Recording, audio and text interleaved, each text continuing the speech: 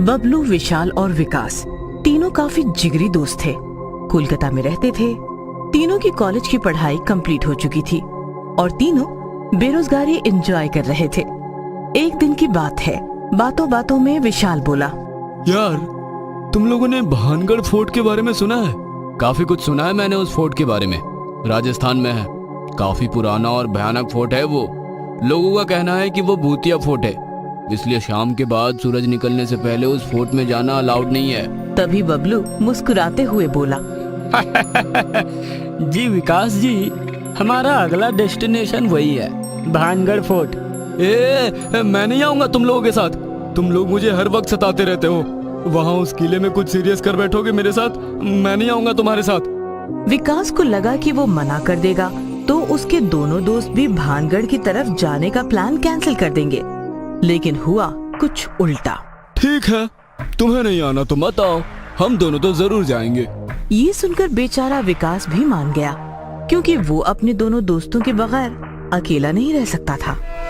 फिर तीनों ट्रेन में बैठकर राजस्थान की तरफ निकल पड़े। राजस्थान में बस और टैक्सी का सफर करते करते वे किले के सामने पहुंच गए। भानगढ़ फोर्ट काफी बड़ा और काफी लंबा फैला था। ऐसा लग रहा था कि वो सबको निगलना चाहता हो। काफी पुराना और लगभग खंडहर हो चुका है ये फोर्ट। तभी तो मैं सोचूं कि इस किले से लोगों की इतनी फटती क्यों है। फिर तीनों दोस्त टिकट लेकर अंदर किले में गए और घूमने लगे।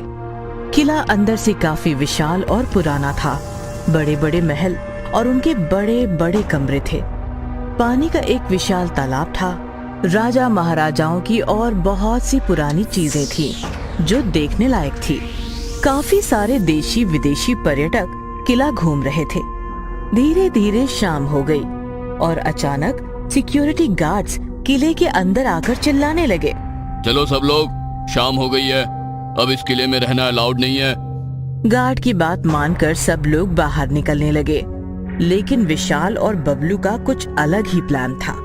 हम एक काम करते हैं, आज रात इसी किले में रुकते हैं और देखते हैं कि इस किले के बारे में जो जो बातें करते हैं लोग, वह सच में सच है या अफवाह। नहीं नहीं, मरना है क्या? अरे कुछ नहीं होता, हम पढ़े लिखे नौजवान हैं, हमें डरना नहीं चाहिए यार। चलो हम किसी कमरे में छिप जाते हैं। फिर बबलू और विशाल एक कमरे में भाग गए। तभी विकास ने देखा कि एक सिक्योरिटी गार्ड जो काफी हट्टा कट्टा और भयानक था, वो विकास की तरफ ही आ रहा है। विकास को समझ नहीं आया कि अब वो क्या करे। वो भागा और एक कमरे में छिप गया। किले का विशाल सा गेट बंद करा दिया गया और रात हुई। विकास एक कमरे में था। काफी घना अंधेरा था और विशाल को अजीब अजीब आवाजें आनी शुरू हो गई थी। बबलू, विशाल, कहाँ हो तुम दोनों? मुझे बहुत डर लग रहा है। विकास ने दोनों को कॉल लगाया, लेकिन उनका कॉल भी नहीं लग रहा था। तभी किसी ने विकास का मोबाइल खींचकर उसे किले से बाहर फेंक दिया। विकास ने सामने देखा तो उसकी चीख निकल गई, क्योंकि उसके सामने खड़ा था एक भयानक भूत।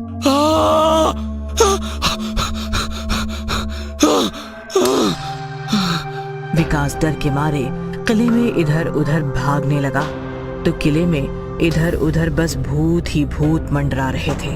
दासियों के भूत, सिपाहियों के भूत, राजाओं के भूत, रानियों के भूत, और उन भूतों के बीच विकास काफी बुरी तरह फंस गया था। भूत विकास के पास आकर उसे जोरदार टक्कर मार रहे थे और उड़ रहे थे।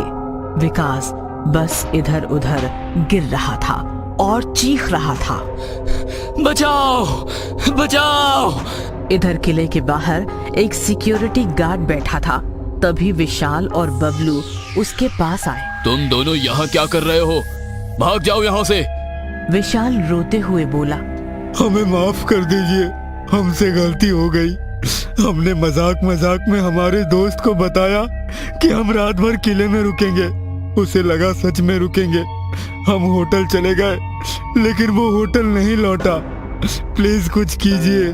जो भी हो, किले का दरवाजा तो अब सीधे सुबह ही खुलेगा। बबलू ने काफी सारे पैसे गार्ड को दिए और गार्ड मान गया। उसने किले का दरवाजा खोला और तीनों किले में विकास को ढूंढने लगे। विकास, विकास, क्या तुम हमें सुन पा रहे हो? तभी गार्ड पर अचानक एक भूत ने हमला किया और देखते ही देखते गार्ड भी एक भयानक भूत बन गया। बबलू बचो! गार्ड का भूत बबलू और विकास को मारने के लिए उनके पीछे भागने लगा। दोनों दोस्त उस भूत से बचने के लिए किले में इधर उधर भागने लगे।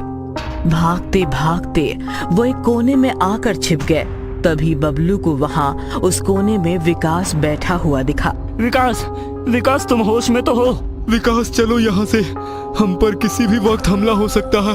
बबलू और विशाल विकास को वहां से उठाकर अपने साथ किले से बाहर ले जाने लगे और किले के बंद दरवाजे के सामने आकर तीनों रुक गए।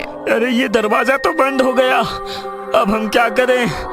अरे यार, किले से बाहर निकलने का कोई दूसरा रास्ता तो होगा ना? तभी अब तक चुपचाप खड़ा विकास अचानक से बोला, है, किले से बाहर निकलने का एक और रास्ता है।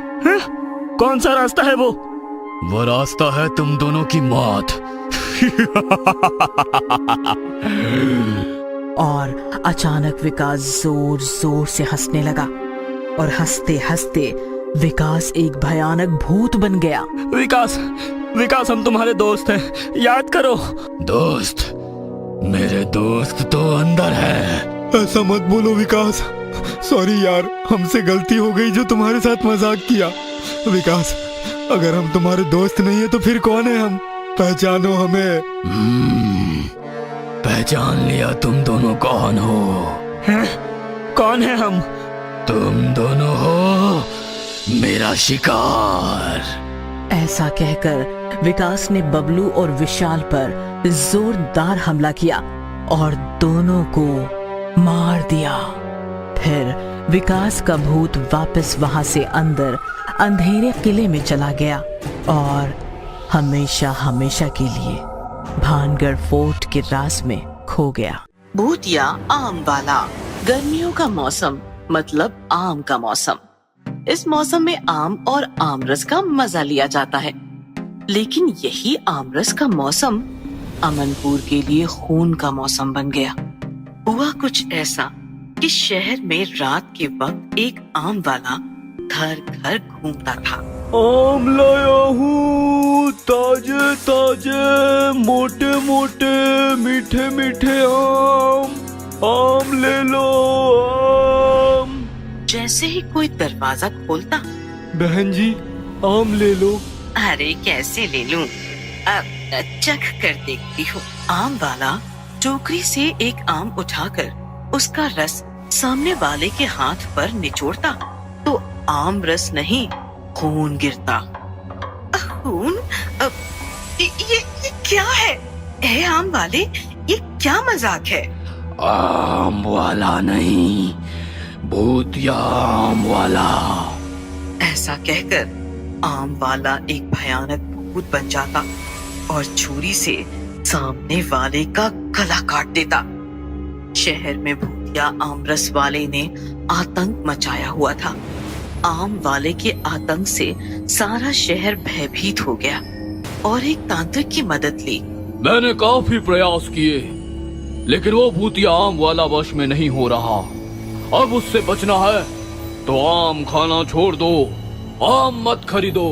बाबा, हम उसके पास नहीं जाते, वो खुद चलकर हमारे पास आता है। उसका भी एक इलाज है मेरे पास। ऐसा कहकर तांत्रिक ने एक घर की दीवार पर कुछ लिख दिया। आम वाले आम ना लाना, ये क्या है बाबा? यही मंत्र है उससे बचने का। शहर के सारे घरों की दीवारों पर ये मंत्र लिखवा दो, वो आम वाला तुम्हारे घर में कभी नहीं आएगा। बाबा का दिया हुआ मंत्र पूरे शहर में फैल गया। लोगों ने दीवारों पर लिखना शुरू किया, आम वाले आम ना लाना, और कमाल हो गया। ना तो उस दिन के बाद किसी ने आम वाले को देखा, ना आम वाला किसी के घर में गया। लेकिन लोगों के दिलों में आम का डर बैठ गया था। कोई आम नहीं खरीदता था। अमनपुर में आम खाना आम बात नहीं थी। एक रात विशाल और रीटा नाम के दो भाई बहन काफी सारे सामान के साथ रेलवे स्टेशन से शहर में आए। ओह, एक टैक्सी नहीं मिली, अजीब शहर है। अच्छा हुआ पापा 20 साल पहले ये शहर छोड़कर मुंबई शिफ्ट हो गए। मुझे तो इस शहर से प्यार है। इस शहर में हमारी पुश्तैनी घर जो है। रहने दो। तुम तो ऐसे बोल रहे हो जैसे तुम उस घर में रहे हो। पहली बार मम्मी पापा से छिपकर गर्मियों में चिल मारने हम यहाँ आए हैं। हमें तो ये भी नहीं पता कि हमारा घर कहाँ है, कैसी हालत में है। किसी से पूछते हैं। अरे वो देखो, चौराहे पर वो आम वाला है। चौराहे के बीचों बीच एक आम वाला टोकरी लेकर बैठा था। दोनों आम वाले के पास जाने लगे कि तभी उनकी नजर दीवारों पर पड़ी। आम वाले, आम न लाना। अरे ये क्या लिखा है सारी दीवारों पर? ये भी उसी आम वाले से पूछते हैं, चलो। दोनों आम वाले के पास गए। आम वाला हताश बैठा था। भैया, ये गली नंबर 14 मकान नंबर 7 कहाँ है? आम वाले ने उंगली से एक गली की तरफ इशारा किया। थैंक्स भैया। भैया, सारी दीवारों पर ये अजीब स्लोगन क्यों लिखा है? आम वाले आम ना लाना, यही ना? मैडम, आप विश्वास नहीं करोगी, ये भूत प्रेत का मामला है। भूत प्रेत? सुनाओ भाई, फिर तो हम जरूर सुनेंगे। ये बात 20 साल पहले की है। शहर में एक गरीब आम वाला घर घर जाकर आम बेचता था। एक रात उसने एक घर की बेल बजाई। साहब, आम ले लो। नहीं चाहिए। साहब ले लो, गरीब आदमी हूँ साहब। अच्छा, चख कर देखने दे। साहब, अभी रस चखाता हूँ।